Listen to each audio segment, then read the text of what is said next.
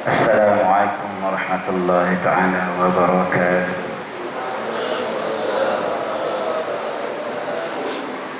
Bismillahirrahmanirrahim. Alhamdulillahirabbil alamin wassalatu wassalamu ala asyrafil anbiya'i wal mursalin wa ala alihi wa sahbihi ajma'in. Rabbi sholli sadri wa yassir li amri wahlul 'uqdatam min lisani yafqahu qawli. Subhanaka la 'ilma lana illa ma 'allamtana innaka antal 'alimul hakim. Wa la hawla wa la quwwata illa billahil 'aliyyil 'azim. Ila hadratin Nabi Rasulullah sallallahu alaihi wasallam. وإلى كافة الأنبياء والصديقين والشهداء الصالحين ثم إلى أرواح مشايخنا وخصوصا الشيخ أحمد الفقاني شهد لنا ولهم الفاتحة. أعوذ بالله من الشيطان الرجيم. بسم الله الرحمن الرحيم. الحمد لله رب العالمين الرحمن الرحيم مالك يوم الدين إياك نعبد وإياك نستعين اهدنا الصراط المستقيم صراط الذين أنعمت عليهم غير المغضوب عليهم ولا الضالين.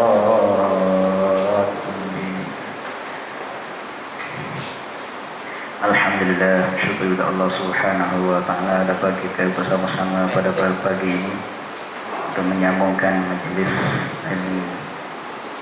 Mudah-mudahan sentiasa diampuni dan dirahmati oleh Allah Subhanahu wa taala. Jadi kita sambung yang berkaitan kitab yang pertama adalah kitab Faridatul Faraid. Pada muka surat yang kedua dah. Muka surat yang kedua.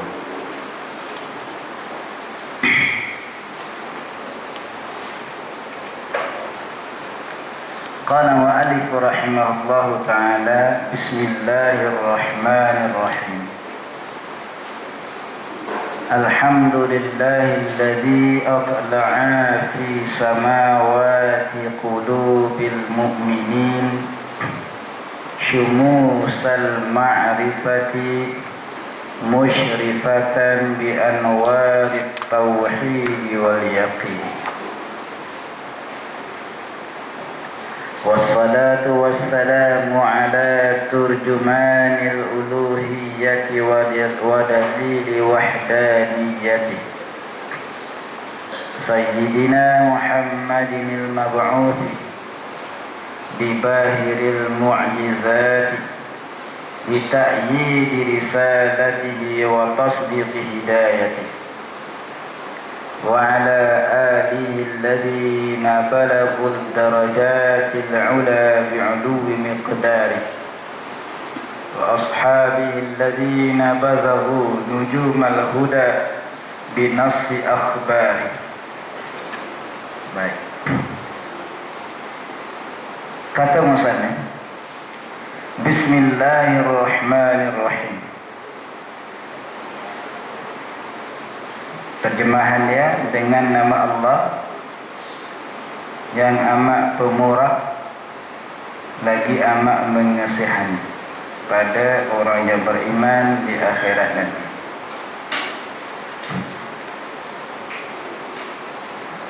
Jadi kalau kita perhatikan setiap kitab-kitab yang dahulu,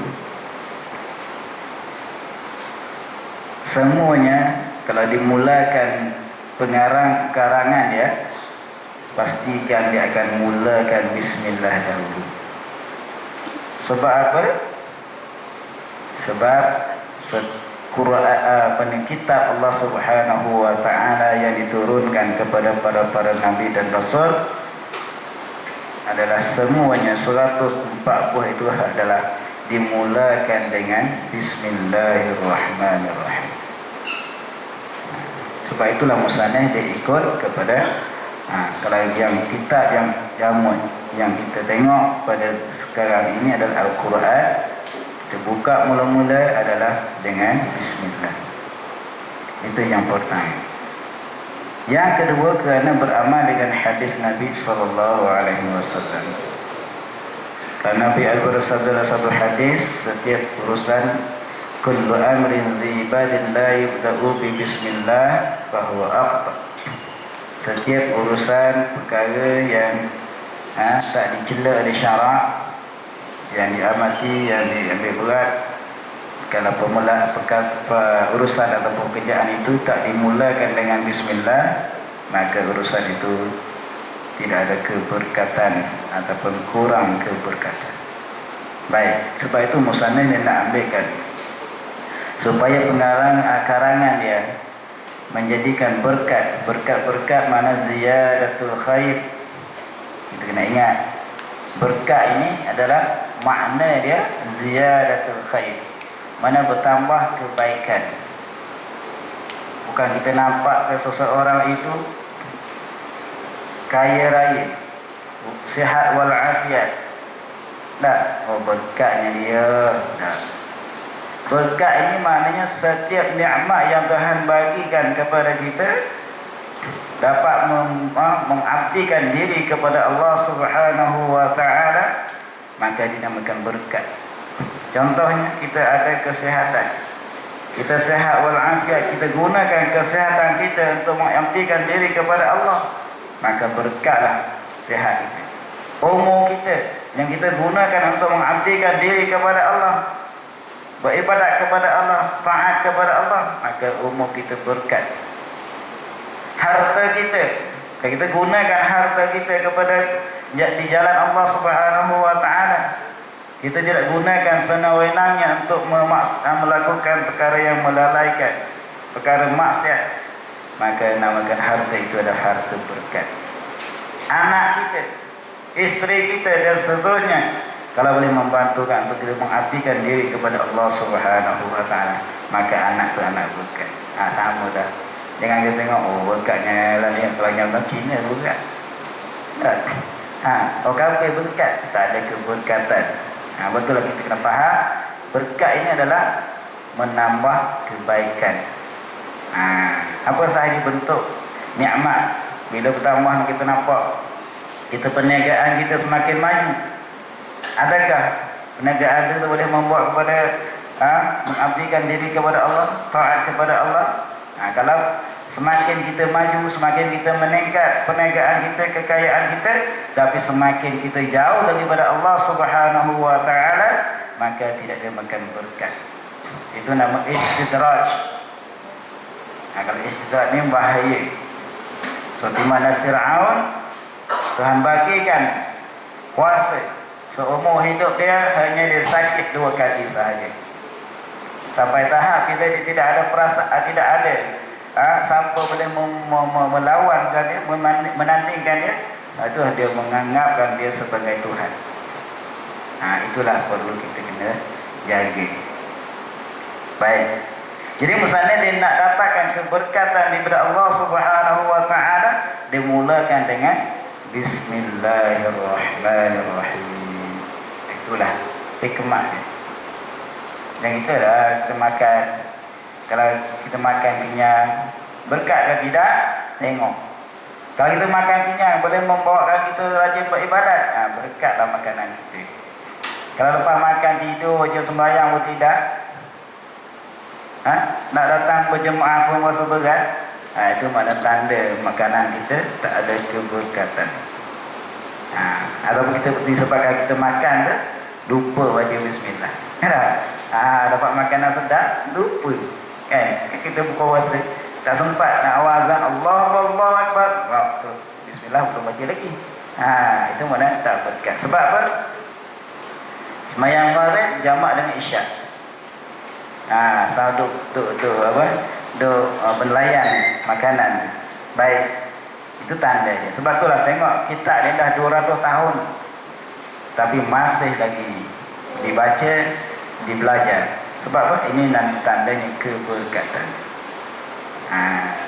Jadi kesimpulannya, setiap urusan kita yang tidak haram pada zatnya dan tidak makruh pada zatnya, maka boleh kita memulakan sunat, kita memulakan dengan Bismillahirrahmanirrahim.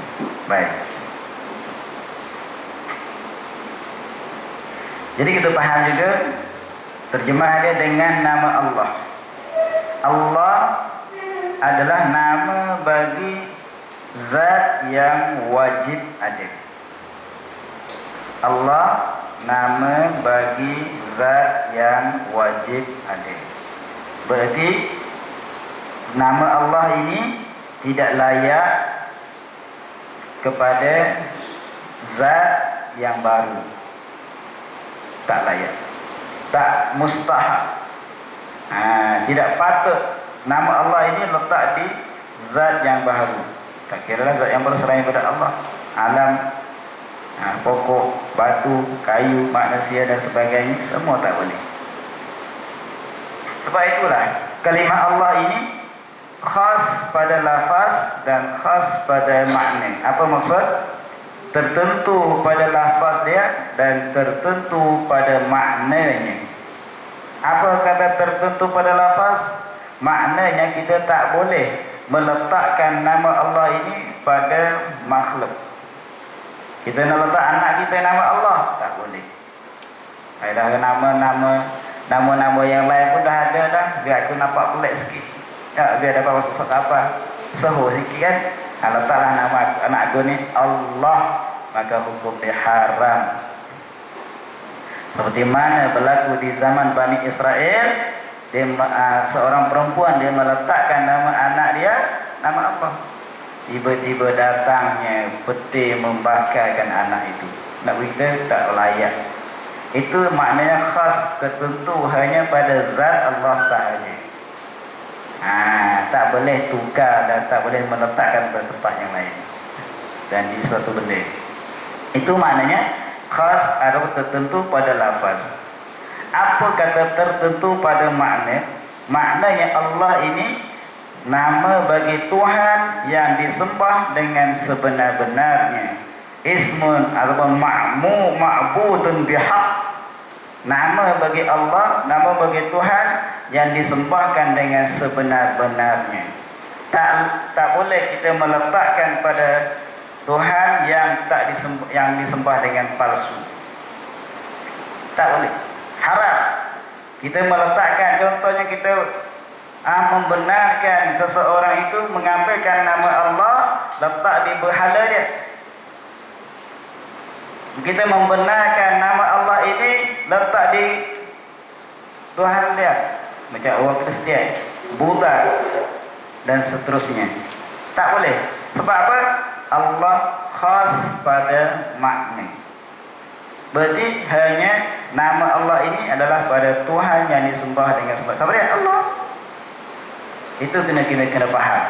Tak boleh sesuai nama kita kata seperti mana saya ada satu kursus nikah, maka tu belum nikah lagi. Mungkin kursus ni, kursus dulu. Dan kita apa dia kata apa? Dia kata bolehlah orang Kristian, orang kafir boleh pakai kalimat Allah. Sebab apa? Sebab orang Islam dah tak nak pakai lagi lah. Biarkan mereka gunakan kalimat Allah. Padahal kalau kita membenarkan mereka, habis rosak awal lain. Islam akan menjadi keliru. Nanti orang tanya nak gimana? Kita Islam tanya orang Bani Keling. Nak gimana? Dan nak sembah Allah lah. Betul tak? Mana yang sembah bahan? Boleh kata Allah? Tak boleh. Boleh mengelirukan. Itulah berpunca disebabkan kita tak faham ataupun tak mengeberat tentang kalimah Allah ini. Dia tak boleh senang-wenangnya. Dan yang kedua, Ar-Rahman, sifat bagi Allah. Ar-Rahman adalah Tuhan pemurah. Pemurah Allah mana umum, luas, tak kira sama ada makhluk berbentuk manusia, makhluk yang berbentuk jin, makhluk yang sama ada manusia dan jin, Islam ke kafir ke, Tuhan murah belaka, Tuhan bagi belaka. Itu pemurah Allah Subhanahu wa ta'ala. Sebab tu sifat Allah ini tidak sama dengan sifat kita. Kita pemurah kepada siapa yang kita suka. Adapun Allah tidak. Sebab itulah Kalimah Ar-Rahman ini adalah umum. Bila kata umum, maka tak boleh kita letakkan nama anak kita kepada nama Ar-Rahman. Hukum dia haram juga.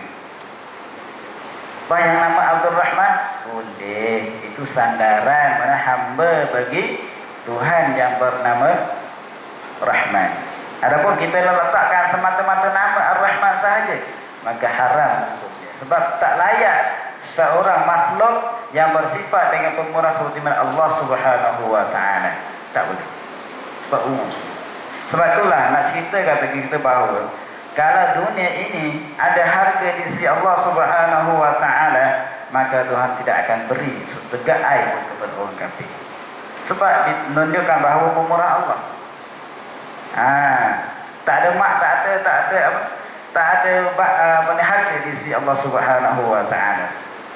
Inna dunya law kanat ad-dunya ta'dilu 'inda Allah janaha ba'ulatin ma saqa kafiran bi syurbati ma'i. Sekiranya dunia ini sama di sisi Allah Subhanahu wa taala sebesar sayap nyamuk, seberat sayap nyamuk, pasti Allah akan berikan kepada orang kafir setegak air kepada sekiranya ada harga. Apa itu kalau kita cari dunia yang tak ada harga, tak payah cari lah. Tapi dunia mana? Ad-dunya mal'unatun wa mal'una ma fiha illa zikrullah wa ma walahu wa aliman wa muta'alliman. Dunia ini dilaknat, dikutuk dan dikutukkan, dilaknatkan barang yang di dalam dunia ini melainkan 4 perkara ini sahaja. Berarti kalau kita cari dunia tapi yang tak dikutuk oleh Allah Subhanahu wa taala, kena masuk dalam golongan yang 4 ini. Yang pertama, zikrullah. Orang yang berzikir kepada Allah Subhanahu wa taala walaupun dia hidup dalam dunia tapi tak kena laknat. Tapi kalau hidup keduniaan kita, pagi, petang, malam, siang, hanya semata-mata mencari keduniaan tapi lupa kepada Allah, lupa mengabdikan diri kepada Allah Subhanahu wa taala, inilah yang dikatakan kena laknat. Yang kedua, wa ma walahu, yang tak kena laknat, yang tak kena kutuk oleh Allah Subhanahu wa taala adalah setiap perkara yang membantu, yang membawa kepada zikir kepada Allah. Kehidupan kita cari tujuan apa? Kita cari rezeki, cari nafkah. Apa tujuan kita? Bila kita ada di dunia, kita ada kekayaan, ada duit, ada harta dan sebagainya, kita untuk membantukan tempat-tempat agama atau membantukan agama Allah Subhanahu wa taala. Itu tak kena laknat, tak kena kutuk. Yang ketiga, wa'aliman, orang yang alim, mana dia sentiasa mensebarkan agama Allah, tak kena laknat. Dan yang keempat, wa muta'alliman, dan tak termasuk dalam kata kena kutuk adalah orang yang mempelajari agama Allah Subhanahu wa taala. Inilah perlu kita berusahakan supaya jangan kita termasuk dalam golongan orang yang dilaknat oleh Allah Subhanahu wa taala. Baik. Ar-Rahim, sifat Allah yang amat mengasihani pada orang yang beriman di akhirat nanti. Ini khusus. Khusus boleh.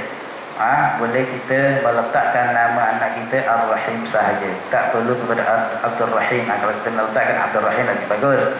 Hamba bagi Allah yang bernama Rahim. Adapun Ar-Rahman tadi, pastikan nak meletakkan mesti kena ada sandaran abdu dulu, hamba bagi Allah. Bagi Ar-Rahman mana Allah, Tuhan yang bersifat dengan pemurah. Baru berarti baik. Itulah di segi pengertian makna Bismillahirrahmanirrahim. Alhamdulillahilladzi atla'a fi samawati qulubil mu'minin syumusal ma'rifati musyrifatan bi anwarit tauhid wal yaqin. Nah, ini kena perhati betul-betul sebab ini karangan ulama-ulama yang dahulu, bukan seperti mana orang sekarang. Orang sekarang ni dia karang supaya orang ini mudah bahasa yang tak ada, bahasa mudah lah, kata mudah, supaya orang tak payah ngaji, beli baca sendiri. So khabar ada orang ngaji tak? Tak ada kan? Tapi kitab yang dikarang oleh para ulama dahulu, dia mengikut jejak ataupun mengikut susunan Al-Quran dan Hadis. Sebab tu dia ada mubalaghah, dia ada mantik, dia ada bayat, dia ada isti'arah. Itu maksud dari segi ilmu nahwu tu. Betul, kalau kita baca sendiri memang tak faham. Suatu perlu kita kena belajar. Belajar itulah dinakan dia akan ada hubungan kait kita dengan guru, guru kepada guru, guru kepada guru, sampai kepada Rasulullah sallallahu alaihi wasallam. Kalau kita yang beli buku baca sendiri, siapa yang mengajarkan kita? Siapa yang memberi faham kepada kita? Tak ada. Yang tak ada itulah dinamakan seperti mana kata Syekh Abdul Qadir Jalani ataupun kata lain, kata Imam Asy-Syafi'i, man la syaikhun fasyaitan syaikhu. Siapa-siapa yang belajar tanpa guru, maka guru adalah syaitan. Itulah perlu kita kena faham. Yang kata aku ngaji kalau susah, betul lah kita lama ni kan. Jangan kita rasa susah tu lah. Tuhan bagikan pahala gitu banyak. Tuhan kita berusaha mempelajari, berusaha membaca dan sebagainya. Kita mencatat, kita menulis. Itulah kelebihan kita. Tuhan bagikan banyakkan pahala bagi kita. Baik. Dia kata terjemahan dia dah ada dah. Puji itu bagi Allah yang menaikkan pada berapa langit segala hati orang yang mukmin. Ini orang baik. Akan di berapa matahari pengenalan, padahal cemerlang ia dengan cahaya tauhid dan yakin. Agak-agak boleh faham tak? Tak, kurang sikit kan? Bahasa tu Masya Allah. Macam ni lah Tuhan sebut sifat-sifat orang yang munafik ni. Wa yaj'aluna asabi'ahum fi adhanihim minas sawa'iq hadaral maut wallahu muhitum bil kafirin. Wa yaj'aluna asabi'ahum, ketika mana Nabi berdakwah kepadanya, apa yang dijadikan, apa yang dia buat perangai terhadap Nabi, wa yaj'aluna asabi'ahum fi adhanihim, mereka jadikan jari-jari mereka masuk dalam telinga. Kalau kita faham daripada situ, bila sebut jari, panjang jari, betul tak? Panjang asabi', mana jari ya? Berarti kalau kita faham di segi zahir, kalau mereka masukkan jari ke dalam telinga, sampai ke mana jari? Tembus otak. Betul tak? Boleh faham? Tembus otak. Tetapi maksud di situ, mereka masukkan ruas jari mereka ke dalam telinga, sekat jeroannya. Itu yang kita tak dengar. Tapi kalau masuk jari, ambilkan jari itu, tembus. Kita tadi itu. Nak ceritanya apa? Min itlaqil juz'i wa min itlaqil kulli wa iradil juz'i. Sebut secara keseluruhan, tapi nak juzuk sahaja. Itu maknanya segi kata istilah isti'arah, majaz namanya. Jadi nak di sini bahasan cakapan ini tinggi. Dia kata puji itu bagi Allah. Kita bahasan puji dulu. Puji bagi Allah. Minggu lepas Ustaz Zaman dah bagi tahu puji ada berapa? Ada 4. Ada? Itu dah faham lah. Setiap kepujian yang kita tahu itu 4 perkara itu semua itu kembali kepada Allah Subhanahu wa taala.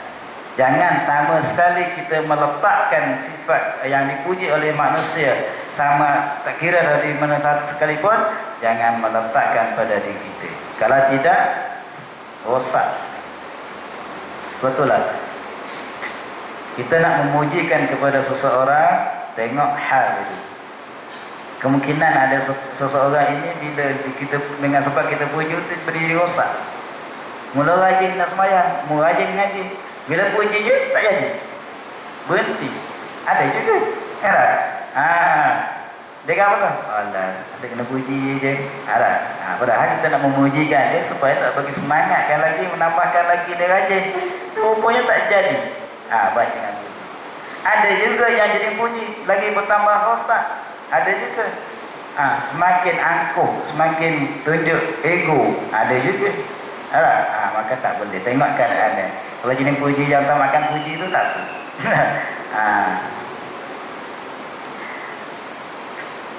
Tapi kalau baiknya puji lah kan.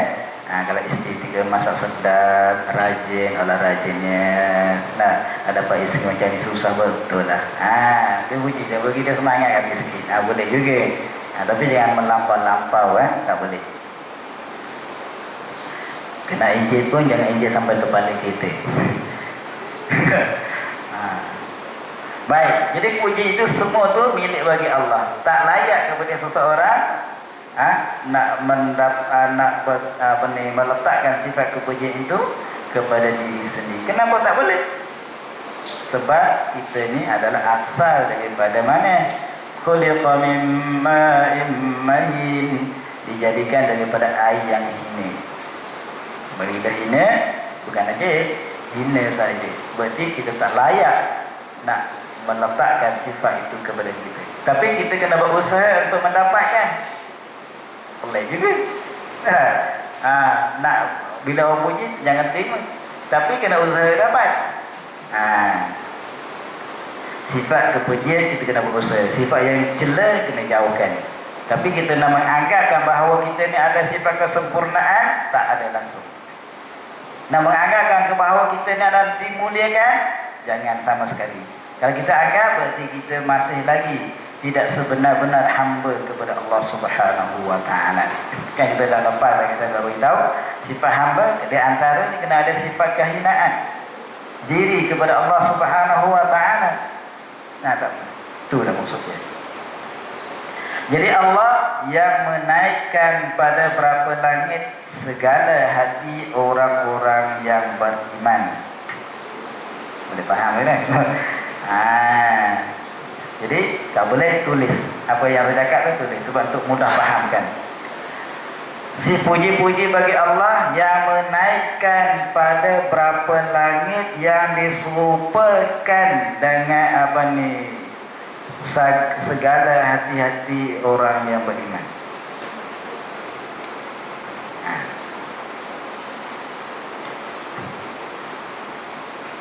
Kepada kan? Puji itu bagi Allah yang menaikkan akan pada segala hati orang yang beriman yang diserupakan pada langit. Maksudnya puji bagi Allah yang menaikkan pada hati segala hati orang yang beriman yang diserupakan pada langit. Adapun dengan langit boleh juga. Apa? Pada pihak ketinggian. Pada pihak ketinggian. Menaikkan apa? Akan di berapa matahari pengenalan. Mana akan di berapa pengenalan yang diserupakan dengan matahari. Itu balik ya. Pada berapa matahari pengenalan, yakni pada berapa pengenalan yang diserupakan dengan matahari pada pihak terang dan jelas. Padahal cemerlang ia dengan cahaya tauhid dan yakin. Apa maksud? Maknanya kita puji pada Allah. Allah itulah yang meletakkan pengenalan sifat, pengenalan kenal kita kepada Allah Subhanahu wa Ta'ala itu pada hati-hati orang yang beriman. Sebab hati orang yang beriman ini Muhammad kata sama dengan langit. Nak cerita tingginya, Hati orang yang beriman sahaja yang layak, yang Tuhan letakkan sifat makrifat ini kepada dia. Tuhan tidak letakkan sifat makrifat kepada orang-orang kafir. Walaupun dia bijak, walaupun dia pintar, macam mana keadaan sekalipun, tapi Tuhan tidak letakkan sifat pengenalan ini kepada orang hati mereka. Kenapa kata langit? Sebab hati orang beriman adalah tempat yang Tuhan kirim. Tempat hati ini tempat tumpuan. Masyarakat akan memandang, innallaha la yansuru ila suwarikum ila ajsamikum wala suwarikum walakinnallaha yanzuru ila qulubikum wa a'malikum. Tak silap hadis. Tuhan tidak pandangkan kepada badan kita, rupa parah kita. Yang Tuhan pandang adalah hati kita dan amalan kita. Jadilah, situlah tempat Tuhan pilih. Sebab itulah Tuhan letakkan sifat pengenalan itu di hati orang yang beriman. Betul tak orang kafir Tuhan tak letak? Betul lah. Walaupun dia boleh buat kajian pada macam-macam, dia boleh nampak, tapi dia tidak kenal Allah Subhanahu wa ta'ala. Kalau Tuhan letakkan sifat pengenalan ke hati dia, pasti dia akan yakin bahawa alam ini ada pencipta. Betul tak? Orang buat kajian, ahli sains, kenapa mereka tak kenal Allah? Mereka kenal dunia semata-mata. Berlaku gempa bumi, berlaku bencana dan sebagainya, mereka nampak dunia semata-mata, kajian mereka, tetapi tidak nampak itu datang daripada Allah Subhanahu wa ta'ala. Sebab itulah ada seorang pelajar bukan kat sini di luar tempat lain. Jadi gurunya kafir, dia mengajar tentang sains. Dia belajar tentang ahli sains. Dia tentang hujan lah. Peralihan hujan ke sana, hujan ke sini, musim apa semua tu, peredaran cakarwala tu. Semua tu adalah dia katakan sains matematik. Lalu seorang pelajar Islam ni, dia menanya kepada cikgu dia, guru dia. Dia kata, siapakah yang menguruskan tentang perubahan itu sedemikian? Siapa? Tak boleh nak jawab. Itulah kita orang Islam, kita tahu walaupun kita belajar sains, belajar apa sahaja, tapi kita nampak peredaran itu adalah yang menguruskan, yang mentadbirkan itu adalah Allah Subhanahu wa ta'ala. Kita nampak Tuhan. Sebab tu kalau kita belajar apa sahaja ilmu dunia, tetapi kalau tidak kenal Allah, maka akan sesat jalan. Apa sahaja bahagia, itu semua kuasa Allah Subhanahu wa ta'ala. Baik. Sebab itulah Tuhan letakkan sifat pengenalan ini pada hati-hati orang yang iman. Jadi umusannya diserupakan hati orang yang beriman ini seperti langit pada pihak tingginya martabat hati orang-orang yang beriman. Itu saja. Kenapa langit kan tinggi? Sebab langit ini adalah tempat yang dimulakan oleh Allah Subhanahu wa ta'ala berbandingnya bumi. Sebab bumi macam-macam, manusia orang kafir pun duduk, orang Islam pun duduk. Semua maksiat dan taat penuh di atas muka bumi. Tetapi langit adalah tak pernah dijejak oleh makhluk-makhluk yang bermaksiat ataupun yang terhakir kepada Allah Subhanahu wa ta'ala. Penuh dengan para malaikat dan sebagainya. Itulah dinamakan ketinggian kemuliaan yang Tuhan bagikan kepada langit. Betul lah, musannya diserupakan hati orang yang beriman ini dengan langit. Kenapa dia tak serupakan bumi? Itu satu. Yang kedua, pengenalan. Musannya diserupakan pengenalan, makrifatan kepada Allah Subhanahu wa ta'ala dengan matahari pada pihak terang dan jelas. Cuba tengok matahari. Kalau kita atas sekarang ini cuba tak ada matahari, apa jadi? Gelap gelita, tak nampak. Seluruh dunia tidak akan nampak disebabkan tidak ada matahari. Dan macam itu jugalah kalau seseorang iman yang beriman kepada Allah Subhanahu wa ta'ala, kalau dia tidak ada sifat pengenalan mata, tak dinamakan kalau seseorang itu tidak mengenal Allah Subhanahu wa ta'ala, maka tak dinamakan seorang yang beriman kepada Allah. Bila ada sifat pengenalan, dijelaskan bahawa siapa yang menciptakannya. Siapa yang menjadikan alam ini? Siapa yang menguruskan alam ini? Hanya Allah Subhanahu wa taala. Jadi jelas. Seperti mana pengenalan itu disumpahkan dengan matahari pada pihak terang dan jelas. Itulah perlu kita usahakan. Dialah benar-benar dia tanamkan dalam hati kita, anak-anak kita, cucu cicit kita dan saudara-saudara kita sebagainya. Dialah benar-benar kenal Allah Subhanahu wa taala. Barulah perjalanan hidup kita tidak terpesong daripada ajaran yang sebenar. Tidak terpesong daripada jalan Allah Subhanahu wa agama Allah Subhanahu wa taala. Sebab itulah perlu kita ada kompas. Seperti mana orang yang berlayar di laut, kapal berlayar kalau tidak ada kompas maka sesat jalan. Na'udzubillahi min dzalik. Habis. Sebab itulah awal-awal lagi Nabi bersabda awal dini ma'rifatullah. Awal-awal agama adalah kena mengenalkan Allah Subhanahu wa taala. Sebab apa? Tujuannya supaya kita biar kita kerti, biar kita faham siapakah yang menjadikan kita. Kalau kita lahir je dalam keadaan dapat makan minum mewah dan sebagainya, kalau ada apa susah pun sama je. Kalau jadi susah tak ada ilmu pun susah juga, nak ibadat pun susah juga. Kita tak kenal langsung siapa yang menjadikan itu. Maka Allah ini na'udzubillah min dzalik, kita ditakuti mati dalam keadaan su'ul khatimah, dalam susah tak beribadat, dalam susah tak kenal Tuhan. Mana, Masya Allah. Jadi sekarang ini patutlah kita kena kembalikan ke pangkal jalan. Jangan kita semakin jauh sebab akhir-akhir dah dekat-dekat dah dengan kiamat.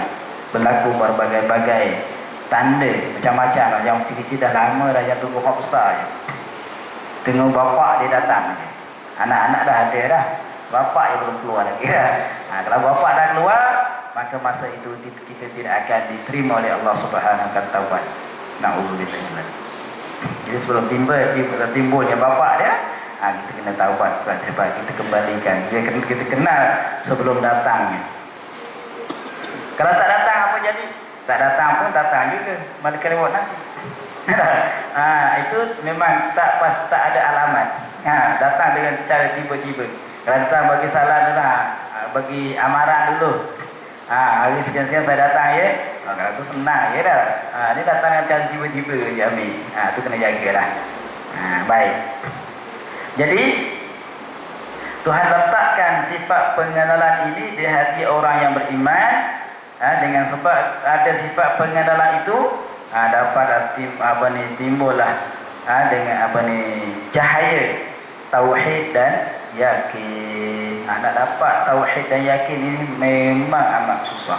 Sebab tauhid ini adalah mengesakan, mensucikan Allah Subhanahu wa taala daripada tiap-tiap perkara yang tergambar, yang terkhayal di hati kita. Itu namanya tauhid, mengesakan Allah Subhanahu wa taala daripada perkara-perkara yang tergambar di hati kita, yang terhambat terfikir di otak kita. Maka kita kena sucikan. Kalau kita berzikir, kita sembahyang, kita minta kepada Allah, kalau nampak gambaran-gambaran terhadap zat Allah Subhanahu wa taala, maka kita kena tolak. Itu namanya tauhid. Dan termasuk juga kalau kita tauhid, jangan kita buat satu perkara yang mensyirikkan Allah Subhanahu wa taala. Kita yakin bahawa Allah Subhanahu wa taala al-wahid yang esa, Allah al-qadir yang kuasa. Tetapi kalau masih lagi kita menganggapkan benda lain yang ada kuasa seperti mana kuasa Allah Subhanahu wa taala, maka masih lagi tidak tauhid kepada Allah. Kan ada orang jenis beramalan yang karut-karut. Dia sembahyang tapi masih lagi percaya kepada benda khurafat. Tauhid tak? Kalau perjalanan nanti nampak bewak lalu perjalanan, memang nasib buruk dah tu. Itu namanya syirik. Tidak ada dalam Islam. Kalau burung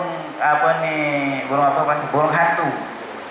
Mari duk bunyi di atas rumah kita. Sialah orang tu besok mati. Itu nama juga percaya yang boleh merosakkan akidah. Pakai tangkal balik. Tu pun kena jaga juga. Semayang. Kalau saya tak pakai ini, meniaga saya tak maju nampak. Pun sama juga ada. Kalau tak pakai ini, tembak tak masuk, tembak masuk lah. Kalau pakai ini, insya-Allah alhamdulillah ataupun kata ini kuat ni, kalau pakai ini, tembak macam mana pun tak mati. Sama juga. Tapi pakai itu mari, malaikat mau datang mati juga. Tembak tak mati, tapi malaikat mau datang mati. Itu kena ingat. Jadi kesimpulannya kita kena jagalah di segi akidah kita. Dan yakin ni hasil daripada kita ada tauhid kepada Allah dengan kuat pegangan kita timbulnya keyakinan. Dan tidak akan dapat keyakinan melainkan dengan tauhid yang dahulu, yakin dahulu, iman dahulu, beramal dengan anggota barulah timbul keyakinan. Baik, yakin ini maknanya ru'ya biquwwatil iman la bihujjah litahqiq at-tasdiq bil ghaibi. Maknanya kita kena kuatkan keimanan kita tu sungguh-sungguh dengan benda yang gaib. InsyaAllah dia akan dapat keyakinan. Yakin dengan iman ni benda berbeza. Tidak benda yang sama dah. Benda berbeza. Iman yakin tak sama. Contoh seseorang itu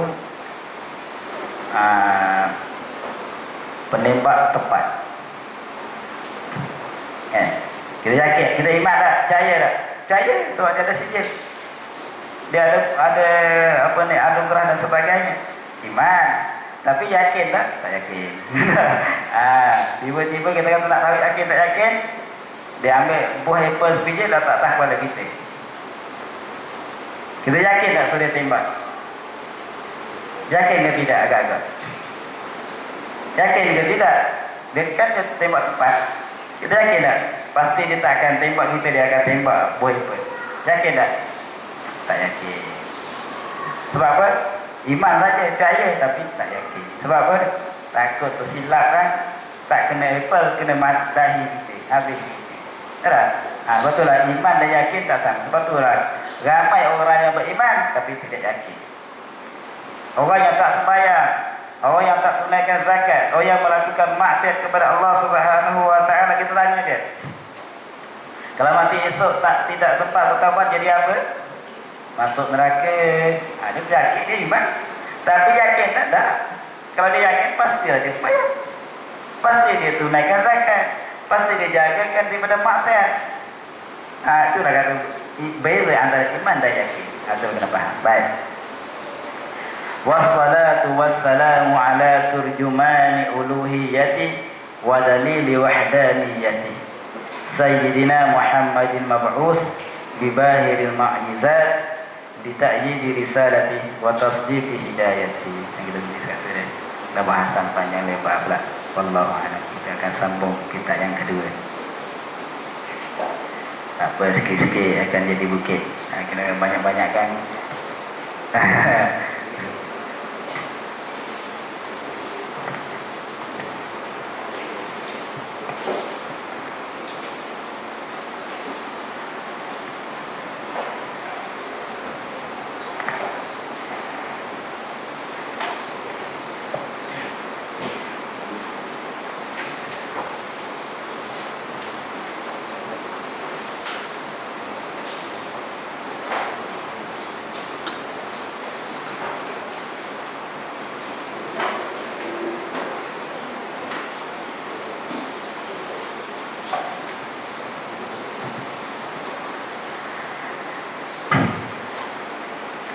Bismillahirrahmanirrahim. Juga kita masih lagi dalam permulaan, tak termasuk lagi tajuk kita dalam kitab Penawar Bagi Hati ni. Qala mu'allif rahimahullahu ta'ala, Bismillahirrahmanirrahim. Segala puji bagi Allah, Tuhan yang menjadikan ia akan jin dan manusia supaya mengerjakan mereka itu akan ibadah. lagi yang sangat mengetahui ia ya Allah akan yang tersembunyi di dalam dada dan segala mata yang khianat. Dan lagi Allah akan bertanya ya Allah daripada pendengar dan penglihat dan hati dan lainnya pada hari kiamat. Baik. Sambungan daripada minggu lepas, kata Bismillahirrahmanirrahim, sama juga terjemahan dia dengan nama Allah yang amat murah lagi amat menyesihani. Itu bahasan sedikit. Ibarat kata kalau nak lalu begitu saja tak tergamuk. Dia kena bahas juga sikit. Yang berkaitan dengan tasawuf, yang berkaitan dengan akidah, kita bahas dalam bab akidah. Betul lah. Kalau ikut dalam kitab disebut kalau bismillah ini kalau apa dalam contoh bahasa kalau kita nahu dimulakan dengan bismillah, maka kita bahas ikut nahu. Kalau kita fiqh mula dengan bismillah, kita bahas ikut fiqh. Kalau dalam kitab tasawuf dimulakan dengan bismillahirrahmanirrahim, kita bahaskan bismillah dengan cara tasawuf. Ada makanan beza sikit. Macam tukang masak lah kan. Orang Melayu dia boleh masak pakai. Tapi orang Melayu suka makan apa? Pagi-pagi makan nasi lemak. Masak nasi lemak. Tapi orang Arab makan nasi lemak, makan roti. Kita masak lah roti untuk dia. Macam tu lah contohnya. Demikian juga Bismillahirrahmanirrahim. Kata Bismillahirrahmanirrahim, dengan nama Allah yang amat murah lagi amat sani. Kenapa Tuhan mulakan dengan huruf ba pada Bismillah? Kerana kita tengok pada zahirnya ba ni ada satu titik. Ada dua ke ada satu? Kalau ada dua panggil ya. Disebabkan ada satu tu lah dia bukan ba. Di ba ni huruf ba adalah huruf syafawi. Huruf yang makhraj dia duduk di bibi mulut. Ini menunjukkan bahawa semuanya kitab-kitab yang 140 itu adalah terkandung di dalam Al-Quran. Al-Quran, makna Al-Quran semua itu terkandung di dalam Al-Fatihah. Dan semuanya itu terkandung dalam Bismillahirrahmanirrahim. Dan semuanya terkandung dalam ba satu. Bi kana ma kana, bi yakun ma yakun. Dengan aku maka terjadi apa yang telah terjadi, dan dengan aku juga akan terjadi apa yang akan terjadi.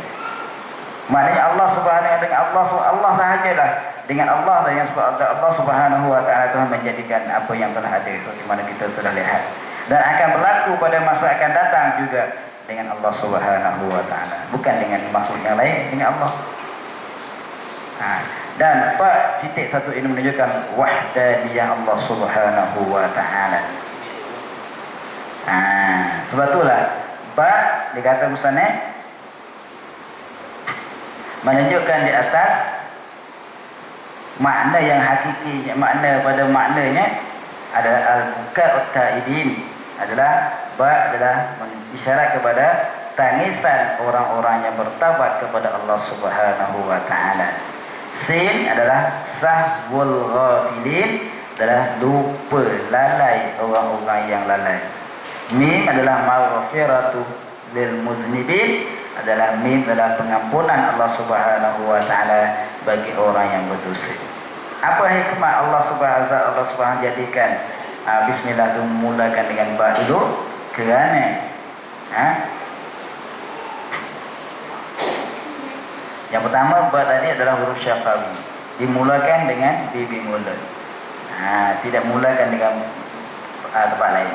Sebab itulah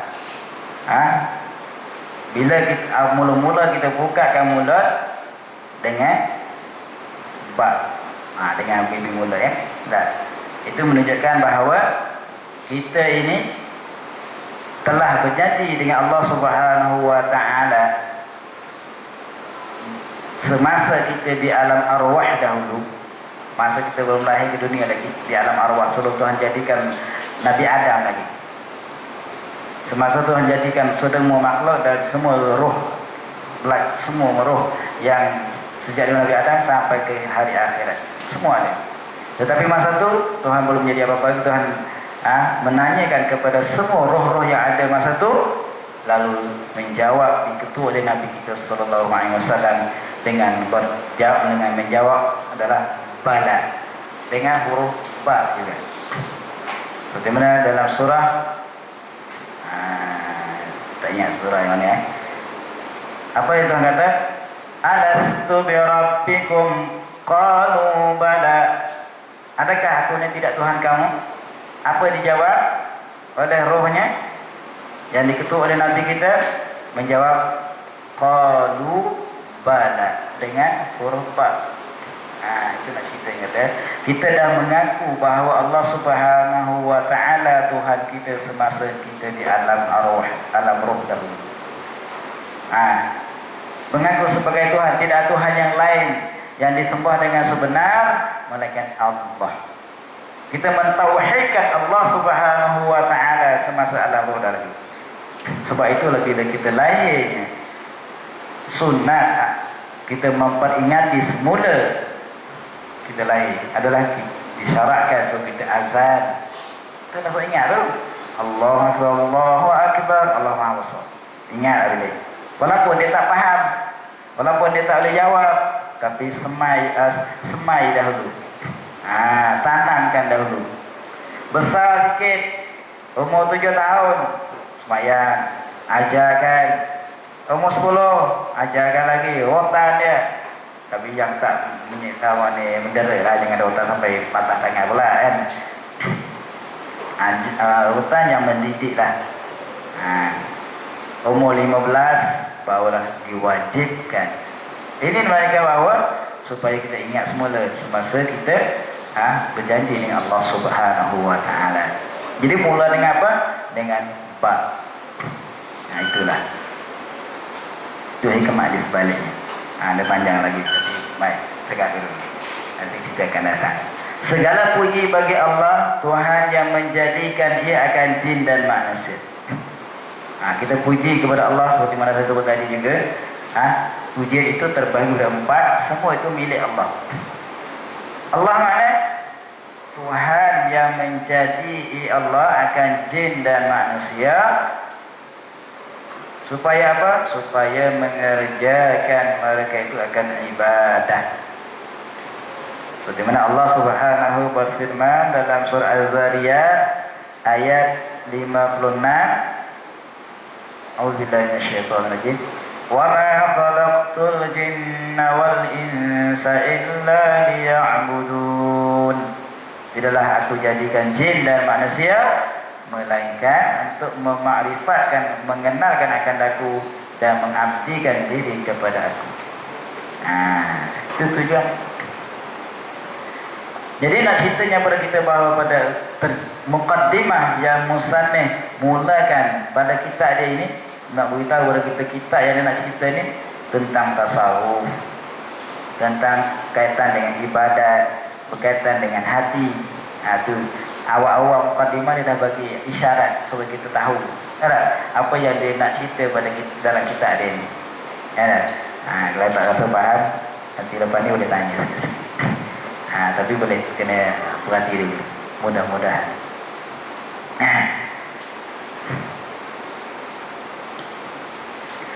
Allah yang menjadikan jin dan manusia. Mana jin itu Tuhan jadikan dahulu daripada manusia tadi. Sebelum Tuhan jadikan Nabi Adam, Tuhan dah jadikan jin. Ni, kita datang ke bumi ni, sebelum Tuhan kita duduk atas bumi ni, jin dah ada dah. Setelah mana Allah Subhanahu wa taala nak jadikan Nabi Adam, lalu malaikat tegur. Wa idz qala rabbuka lil malaikati inni ja'ilun fil ardi khalifah.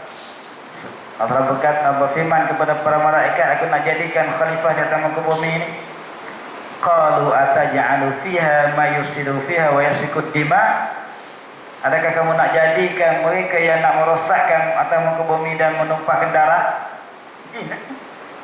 Betul lah kalau jenis suku gaduh ni mana pengen izin itu. Ada wali suku gaduh aja. Dalam rumah suku gaduh, dalam sekolah suku gaduh aja. Dalam mana-mana kampung suku gaduh, itu pengen izin itu. Minta suka perdamaian. Lalu dia kata wa nahnu nuqaddimu Allah akbar. Mayus dia wayus itu lima. Apa tadi? Itu baca tak ingat. Mana kami ini adalah sedangkan kami tengah memuji-muji, tengah membersihkan akan dikau. Lalu jawab, qala inni a'lamu ma la ta'lamu, amak mengetahui apa yang kamu tidak mengetahui. Jadi mana ceritanya apa? Jin ni sebelum turunnya Nabi Adam, jin dah duduk dah. Betul, bila turunnya Nabi Adam, muka manusia dah duduk sini, dia berlari. Sebetullah bandar dia hutan kita, hutan dia bandar kita. Tapi kalau kita ambil tur ke kat dalam hutan tu, jaga baik tempat dia tu, nanti dia kacau nanti. Baiklah, dan ceritanya apa? Tak kira lah sama ada jin ataupun manusia, dua makhluk ini adalah diberati hukum oleh Allah Subhanahu Wa Taala mereka kedua ini. Adapun makhluk-makhluk yang lain, Tuhan tidak memperhati hukum atasnya, seperti binatang dan malaikat. Mereka tak ada mukallaf, mereka tak ada taklif. Hanya mereka dijadikan oleh Allah Subhanahu Wa Taala adalah semata-mata beribadat. Sebab tu mereka tak ada nafsu, mereka tak ada dosa balik. Dia tak ada, mana ada dosa. Tuhan jadikan Tuhan jadikan dia hanya semata-mata ibadat. Mereka ni tak pernah derhaka pada Allah, tak buat perkara yang Tuhan suruh. Itu sifat malaikat. Binatang pun macam tu Tuhan jadikan. Jadi kesimpulannya, makhluk Allah ni ada 3 jenis. Ada satu jenis Tuhan jadikan akal semata-mata, seperti malaikat. Dan satu jenis lagi Tuhan jadikan nafsu semata-mata, adalah binatang-binatang. Malaikat ni tak ada taklif. Betul, dia makan bunga kita, dia makan tanaman kita, tak ada dosa dia. Yang berdosanya tuannya. So dia cuai. Kalau buruk tu, monyet tu curi makanan kita, tak dosa. Yang berdosanya tuan dia punya, tak jaga, habis barang orang. Yang ketiga, yang ada taklif, ada akal dan ada nafsu, iaitu jin dan manusia. Inilah 2 jenis ini sahajalah yang Tuhan taklifkan. Jadi Tuhan jadikan 2 ini tidak kerana lain, kerana supaya mereka ini mengenalkan Allah dan mengabdikan diri kepada Allah Subhanahu Wa Taala. Jadi maksud kata mengerjakan ibadah ini secara umum. Bukan hanya khusus kepada sembahyang, bukan khusus kepada puasa, zakat sahaja, tidak. Adalah setiap apa sahaja mesti kena mengikut garisan yang digaris oleh Allah Subhanahu Wa Taala. Kalau kita peniaga yang ikut syarak. Kalau kita tanam, kita bahagian sebagai petani, kita petani itu syarak. Apa sahajalah kita kena ikut yang digaris oleh Allah Subhanahu Wa Taala, termasuk dalam kata ibadat. Lagi yang sangat mengetahui ia Allah akan yang tersembunyi di dalam dada dan segala mata yang khianat. Sambungan lagi, sifat bagi Allah lagi, bukan hanya Allah yang menjadikan saja, Tuhan tahu pula yang ada di dalam hati kita, apa yang kita nak buat nanti. Kita dah bincang, kita dah bercakap-cakap dalam hati kita. Contohnya kalau saya tengah baca ni, tiba-tiba kita adalah minta dalam hati kita, Allah Ustaz dia cakap apa tak faham langsung. Contohnya lah, dia tahu. Ada pun Allah namanya Ustaz ngajar ni, aku dah tengah wadah. Pun dia tahu juga, walaupun kita sama-sama tak tahu. Yalah. Jadi kalau kita tahu juga, pasti kita ni tak boleh duduk bersama. Kalau Tuhan bukakan kita ni boleh baca hati orang, masing-masing boleh baca hati orang masing-masing, pasti kita tak akan duduk bersama dalam satu bumi Allah. Akan berlari cerai-berai, bakat masing-masing lari masing-masing. Sebab apa sebab? Contohlah kawan kita duduk serumah, duduk dekat, kita tahu dia dengki, hasad dengki, dia nak mengkhianati kita tahu pasti kita akan lari berbeza. Disebabkan kita boleh bersama walaupun hatinya macam-macam. Sebab Tuhan tutup ini suatu rahmat daripada Allah Subhanahu wa taala. Yang penting jangan takut kepada manusia, takut kepada Allah. Allah apa? Allah mengetahui apa Tuhan akan kira. Malaikat, raqib dan atid dia hanya dikira hak zahir saja, tapi hatinya Tuhan kira. Malaikat tak kira adalah hati ni. Kita tak nampak sebab tu kalau kita ada sifat riya, sifat ujub, kita tulis. Yang ditulis yang dikira oleh Allah Subhanahu wa taala. Betul kita kena jaga. Ingatkan betullah kalau boleh dalam majlis ilmu kita tumpukan hati kita kepada ilmu, insya-Allah akan dapat manfaat, dapat keberkatan dan rahmat daripada Allah Subhanahu wa taala. Dan segala mata yang khianat, Tuhan tahu juga mata khianat ni mana gila. Mata dia ada dua, mata yang amanah dan mata yang khianat. Lawan dia tu. Kenapa Tuhan khususkan mata sahaja? Kenapa Tuhan tak sebutkan tentang tangan yang khianat? Kenapa Tuhan tak sebutkan kaki yang khianat? Kenapa Tuhan tak sebutkan telinga yang khianat? Tuhan sebut mata yang khianat. Dengan sebab mata ni lah yang boleh menyebabkan manusia jadi rosak. Mata ada. Kalau tak ada mata, kita boleh sampai ke tempat maksiat? Kalau tidak dengan sebab mata, kita nampaklah benda maksiat. Dengan sebab mata, kita tahulah orang itu tak nampak. Maknanya mata lah punca kalau kita tak guna dengan baik, boleh menyebabkan rosak seseorang. Betul, kena jaga mata. Jadi mata yang khianat ni mata yang digunakan mata dia tidak mengikut garisan yang digaris oleh Allah Subhanahu wa taala. Kesimpulannya, maknanya digunakan mata untuk melakukan maksiat kepada Allah. Itu nama khianat. Sedangkan Tuhan amanahkan mata dia untuk menggunakan untuk kebaikan sahaja. Tiba-tiba digunakan untuk kejahatan, maka nama khianat. Yang anggota yang lain pun sama juga, bukan mata saja. Betul lah. Kalau kita mata yang khianat ni depan orang, Masya Allah, waraknya dah. Bila masuk dalam bilik, buka YouTube, tengok cerita benda yang tak baik, orang tak nampak itu namanya khianat. Depan orang bukan main warak, nak pijak semut pun tak mampus. Tapi bila di belakang macam-macam, itu namanya khianat. Tidak amanah. Sebab itulah, jadi Tuhan tahu, tak kira sama ada zahir ataupun batin, sama ada di kalangan orang ramai atau tersembunyi, semuanya kita kena yakin bahawa Allah Subhanahu wa taala mengetahui. Wallahu ya'lamu ma ya'lamu.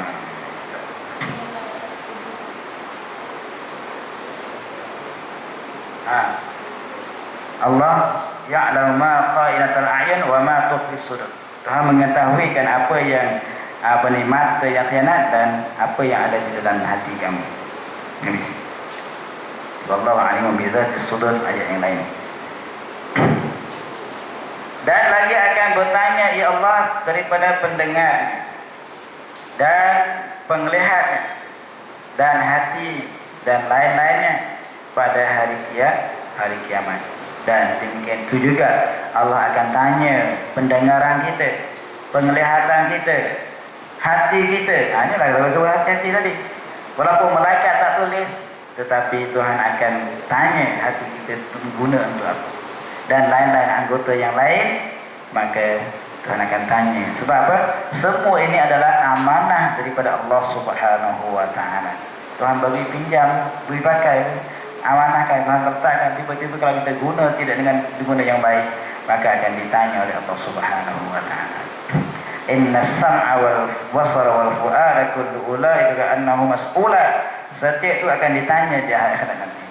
Dari mana tu orang-orang arif, orang yang hafid kepada Allah Subhanahu wa taala, manakala dia baca ayat ini, dia menangis. Kenapa? Karena takut-takut tak dapat jawab. Takut-takut digunakan anggota yang Tuhan amanahkan kepadanya untuk perkara yang tidak baik. Ingat, kalau Tuhan tanya di padang mahsyar, maka tandanya salah satu daripada kena azab itu. Kan ingat, kita dah tahu dah bahawa padang mahsyar ini bukan tempat teduh. Padang yang luas, berjuta-juta umat, panas, kepanasannya jarak sejengkal daripada kepada kita. Bukan matahari sejengkal, kepanasannya ibarat matahari sejengkal daripada kepada kita. Tanah yang Tuhan jadikan, tanah di padang mahsyar, bukan tanah yang kita pijak ini. Matahari yang Tuhan jadikan untuk memanaskan bukan matahari yang sekarang ini. Semuanya Tuhan tukar belaka. Yauma tubaddal ardu was samawat, Tuhan tukarkan semua. Tujuan apa? Untuk menyiksakan mereka-mereka yang derhaka kepada Allah Subhanahu wa taala. Jom kita bayangkan kalau Tuhan kita di tengah padang panas, Tuhan tanyakan soal satu persatu, apa yang terjadi pada diri kita. Betul apa perlu kita kena jaga. Kena hati-hati pada menggunakan anggota yang Tuhan bagikan kepada kita ni. Mata kita, telinga kita, mulut kita, jangan sewenang-wenang melakukan perkara yang dilarang oleh Allah Subhanahu wa taala. Kalau kita dapat faham betul-betul dalam masyarakat kita, dalam rumah kita, dalam kampung kita, insya-Allah semua baik lagi.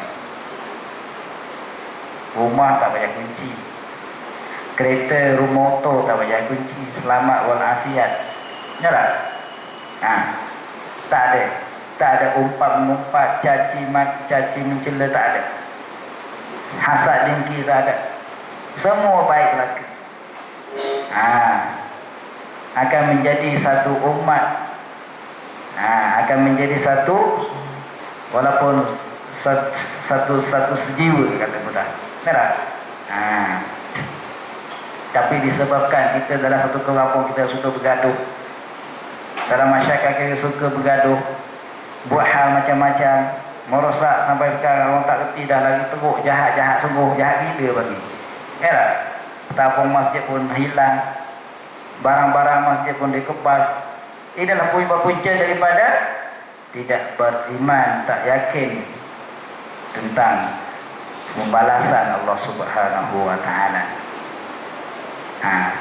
Tengok setiap gerak ini, jangan kita baca Yasin setiap hari kan? Setiap malam Jumaat kita perhatikan tidak? Apa dah? Al-yawma nakhtimu ala afwahihim wa tukallimuna aydihim wa tashhadu arjuluhum bima kanu yaksibun. Pada hari akhirat Tuhan akan tutupkan mulut kamu, kuncikan mulut kamu. Tuhan berikan tangan, Tuhan berikan kaki, boleh bercakap. Untuk sebagai menyaksikan apa yang kita buat di atas muka dunia ini. Dalam ayat yang lain, bukan hanya tangan dan mulut saja, lidah kita, bulu-bulu yang ada pada diri kita, kulit-kulit yang ada pada diri kita, tempat yang kita duduk akan menjadi saksi. Kita tak tajim, dia akan menjadi saksi di akhirat. Tapi kalau kita buat jahat pun dia menjadi saksi juga. Malaikat rakib atid akan menjadi saksi itu di akhirat. Dia akan tulis. Berarti kena berhati-hati hidup di atas muka dunia ini. InsyaAllah kita akan selamat. Betul lah, kita nak buat sesuatu perkara, kita kena berpandukan hukum Allah. Betul atau tidak, boleh ataupun tidak, halal ke haram. Kita kena kira. Kalau kita tak kira, maka kita akan dihisab oleh Allah Subhanahu wa taala. Habis ini. Dan selawat dan salam adalah keduanya bagi Nabi yang dibangkitkan kepada sekalian alam kerana rahmat. Yang bersabda ia, ya Nabi, bahwasanya Allah Subhanahu wa taala tiada milik ia kepada rupa kamu, tetapi menilik ia kepada segala hati kamu. Nah, kita perlu bercisah ini juga lah. Ya, pukul 10.30 lah. Rasa-rasa nak behat juga dah. InsyaAllah kita akan sambung balik pada minggu akan datang kalau diizin oleh Allah Subhanahu wa taala. Jadi saya ada dapat mesej daripada ya,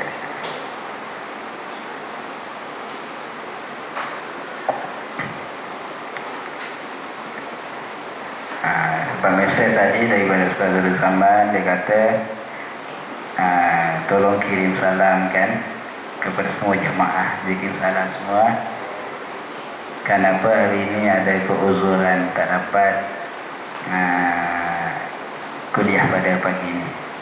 Semalam tak berapa sihat lah. Semalam saya hantar di klinik getah, tak tahan hidup, demam tak larat. Jadi insyaAllah pada minggu akan datang lah dapat kuliah insyaAllah. Jadi sekarang ni lah boleh berihannya. Aku 10.30 tak ada minggu, insyaAllah minggu depan. Bismillahirrahmanirrahim. Alhamdulillahirrahmanirrahim. Wassalatu wassalamu ala asyrafil anbiya'i wal mursalin wa ala alihi wa sahbihi ajma'in. Allahumma anfa'na bima 'allamtana wa 'allimna ma yanfa'una. Allahumma rzuqna fahma nabiyyin wa hifdzal mursalin ilhaman malaikatil muqarrabin bi rahmatika ya arhamar rahimin walhamdulillahi rabbil alamin.